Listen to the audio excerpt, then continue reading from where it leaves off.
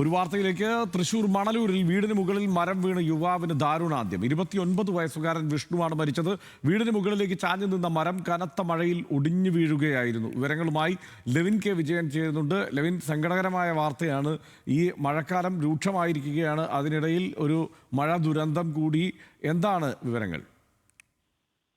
ആഷൻ, തൃശ്ശൂരിൽ ശക്തമായ മഴയാണ് കഴിഞ്ഞ 2 ദിവസങ്ങളിലായി പെയ്യുന്നത്. 2 ദിവസങ്ങളിലും കാലവർഷം ആരംഭിച്ച് 2 ദിവസം പിന്നിടുമ്പോൾ 2 ദിവസങ്ങളിലും ജില്ലയിൽ മരണമുണ്ടായിരിക്കുന്നു എന്നുള്ളതാണ് ദുഃഖകരമായ കാര്യം. ഇന്നലെ കൊടുങ്ങല്ലൂരിൽ റോഡിലൂടെ സഞ്ചരിച്ചിരുന്ന സ്കൂട്ടർ യാത്രികന്റെ ശരീരത്തിലേക്ക് മരം പതിച്ച് മരണപ്പെട്ടു. കരിമാത്ര സ്വദേശിയായിട്ടുള്ള മണികണ്ഠനാണ് ഇന്നലെ ഇത്തരത്തിൽ ദാരുണമായി മരിച്ചത്. ഇന്നും സമാനമായ രീതിയിൽ അപകടമാണ് മണലൂരിൽ സംഭവിച്ചിരിക്കുന്നത്.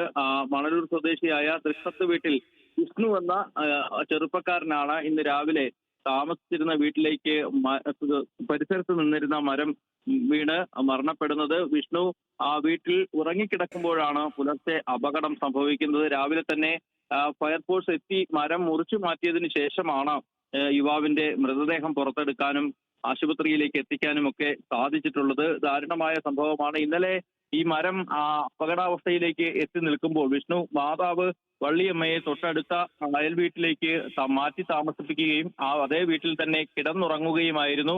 മറ്റൊരു സംഭവം എന്നുള്ളത്, ഈ ചെറുപ്പക്കാരൻ ഒരു മരം വെട്ട് തൊഴിലാളി കൂടിയായിരുന്നു. അങ്ങനെയുള്ള ഒരാളുടെ വീട്ടിലാണ് ഈ മരം അപകടാവസ്ഥയിൽ എത്തി നിന്നതും അത് മുറിച്ചു മാറ്റാൻ കഴിയാതിരുന്നതും അതൊരു ദാരുണമായ മരണത്തിലേക്ക് അപകടത്തിലേക്ക് എത്തി നിൽക്കുന്നതുമൊക്കെ. ഏതായാലും ജില്ലയെ സംബന്ധിച്ചുകൊണ്ട് ശക്തമായ മഴയാണ് ഇന്നും പെയ്യുക എന്നുള്ളതാണ് കാലാവസ്ഥാ മുന്നറിയിപ്പ്. മിന്നൽ പ്രളയത്തിനടക്കം ജില്ലയിൽ സാധ്യതയുണ്ട്. ഉരുൾപൊട്ടൽ, മണ്ണിടിച്ചൽ സാധ്യത വിവിധ പ്രദേശങ്ങളിലുണ്ട്.